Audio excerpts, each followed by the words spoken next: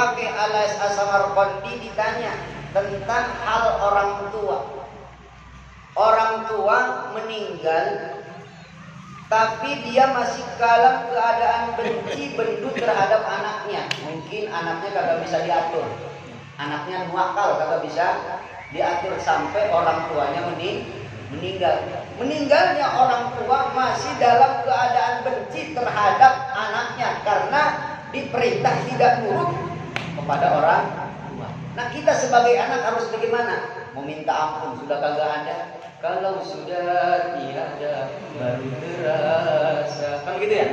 Kalau sudah tidak ada baru terasa bener ya. Kalau sudah tidak ada baru terasa. Nah, solusinya bagaimana? Ketika kita ingin meminta ampun kepada kedua orang tua yang sudah tidak ada. Nah, Imam Abu Baqi As-Samarqandi ditanyakan hal seperti itu. Kita pun sama, mungkin kita masih banyak durhaka lah terhadap orang tua kita. Terus orang tua kita meninggal, kita belum bisa mematuhi perintah-perintah orang tua. Di sini dijelaskan oleh Imam Abu Baqi As-Samarqandi ada 3 solusi. Ada 3 solusi walaupun orang tua kita meninggal masih dalam keadaan benci terhadap kita, maka kita anak boleh meminta ampun kepada Allah Subhanahu wa taala dengan 3 cara. Cara yang pertama, rubah. Ayyakuna sholihan. Sebagai anak berarti harus menjadi anak yang Ini nih. Pertama, ayyakuna sholihan. Yang tadinya toleh berarti hijrah lah. Hijrah, berpindah haluan. Berpindah haluan. Jangan takut ketika hijrah kagak punya teman, jangan takut. Wah, bagaimana nih kalau ini? Jangan. Karena yakin ihdinas siratal mustaqim siratal ladzina an'amta 'alaihim ghairil maghdubi 'alaihim walad. Ketika kita berpindah haluan, berpindah hijrah, maka Allah akan ganti teman-teman kita yang dulu dengan yang baik. Maka jangan takut ketika kita pindah haluan, takut gak punya teman nih, takut ini, jangan. Karena yakin setiap kita Fatihah baca ihdinas siratal mustaqim, ya Allah berikanlah aku petunjuk siratal mustaqim, jalan yang lurus. Jalan yang lurus itu mana? Siratal ladzina an'amta 'alaihim ghairil maghdubi 'alaihim waladdallin. Amin. Siratal ladzina, jalan yang lurus adalah siratal ladzina an'amta, yaitu jalan-jalan yang sudah diberikan oleh Allah Subhanahu wa taala, ghairil maghdubi 'alaihim, yaitu selain agama yang dibentuk oleh Allah Subhanahu wa taala, yakni jalan yang sudah diberikan kepada nabi-nabi Allah Subhanahu wa taala, para syuhada, para sholihin, dan para ulama. Itu namanya siratal ladzina an'amta 'alaihim minan nabiyyin was-siddiqin was-syuhada'i was-shalihin wa hasuna ulaika rafiqa.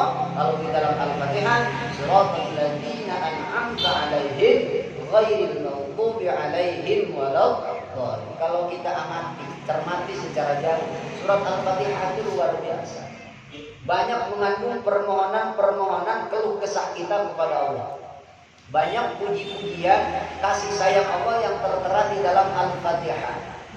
Pertama, Bismillahirrahmanirrahim, tentu kita sudah tahu artinya dengan menyebut nama Allah. Ya, dengan menyebut nama Allah yang sifatnya Allah itu Rahman. Rahman artinya Allah tidak pilih kasih selama di dunia, mau ibadah atau tidak ibadah, tetap Allah kasih makan, tetap Allah kasih duit. Jadi jangan sirik. Gua punya teman ngaji jarang, sholat doang, tapi duitnya banyak. Kan kadang-kadang kita seperti itu ya. Lu ngaji aja masih kok belangsak mulu. Dan seperti itu. Itu namanya Rahman Allah.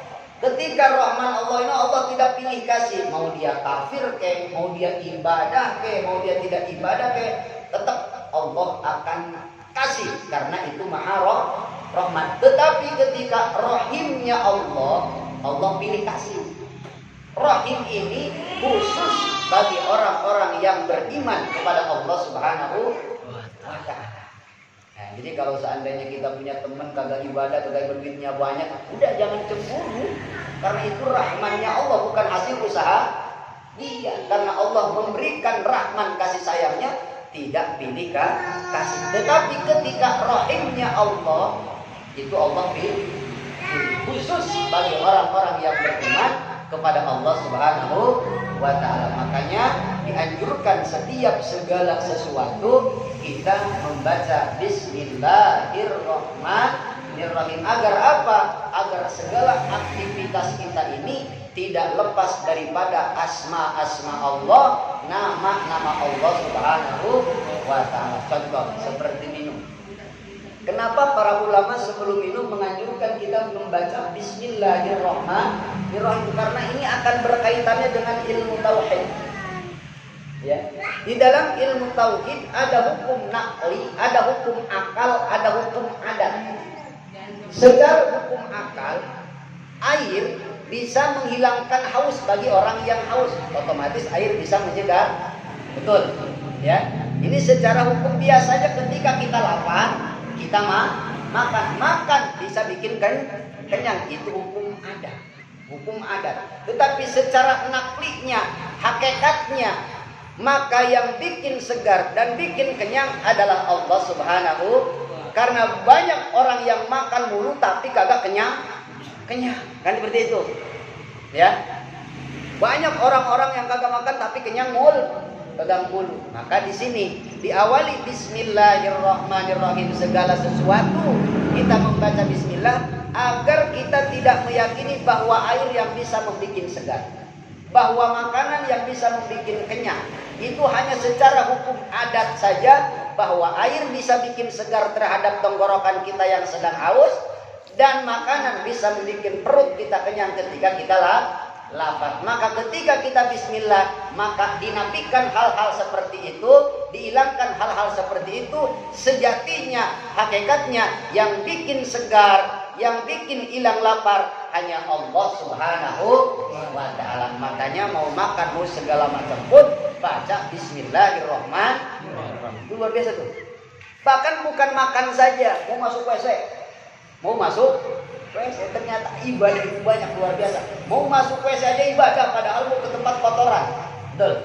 Bagaimana ketika kita mau WC, ketika kita belajar PAUD dulu, ini doa masuk WC atau jamban, kan itu ya, mendahulukan kaki yang kiri sambil berdoa, kan itu ya. Allahumma inni a'udzubika minal khubusi wal khaba'ith. Itu cara masuk WC, ibadah, tapi harus pakai kaki kiri dulu. Dan doanya Allahumma inni a'udzubika minal khubuthi wal khaba'ith. Ya Allah, aku berlindung kepadamu minal khubuthi wal khaba'ith, dari setan laki-laki, wal khaba'ith, dan dari setan perempuan. Karena ketika kita masuk ke tempat yang kotor, otomatis di situ ada makhluk yang lain selain manusia. Awas, di rumah kita itu bukan kita aja penghuninya. Jadi ada makhluk-makhluk yang lain seperti jin segala macam. Karena yakin, apalagi di tempat-tempat yang kotor. Maka ketika kita masuk WC, masuk tempat-tempat yang kotor, maka dianjurkan oleh ulama untuk membaca doa agar terhindar dari hal-hal seperti itu. Maka doanya Allahumma inni a'udzubika minal khubuthi wal khaba'ith. Setelah itu kita cebok, ya, atau kencing kita cebok. Doanya gimana, Pak? Yo, bisa nggak? Nggak bisa kan? Doanya gimana? Allahumma tahhir qalbi minan nifaqi wa hassin farji minal fawahish. Itu kan doanya ya. Allahumma tahhir qalbi minan nifaqi wa hassin farji minal fawahish. Ya Allah, tahhir qalbi, sucikanlah hati saya. Minan nifaq, dari sifat-sifat munafik. Wa hassin farji, ya Allah, jagalah fardi saya. Fardi itu artinya kemaluan, kelamin. Jangan sampai kelamin kita amburadul gitu. Ya. Maka doanya Allahumma tahhir qalbi minan nifaqi wa hassin fardi minal fawahish. Kalau kagak bisa bahasa Arab, cukup bahasa kita aja. Ya Allah, jagalah kemaluan saya. Begitu ketika kita sedang cebok. Setelah itu kita keluar dari WC, Ini doa keluar dari WC mendahulukan kaki yang kanan. Kalau masuk yang kiri keluar yang kanan. Maka doanya ghufronaka. Alhamdulillahilladzi adhaba aniyal adza wa afani. Ternyata ibadah itu bukan sholat doang ya. Bukan ngaji Quran doang. Mau cebok, mau buang kotoran menjadi ibadah ketika kita tahu ilmunya. Kalau kita kan berak sambil merokok, wah nikmat betul ya, luar biasa. Kagak baca doa, ngelamun ngahayal kemana-mana ya, wah di situ kan ngaco lah kalau kita mah.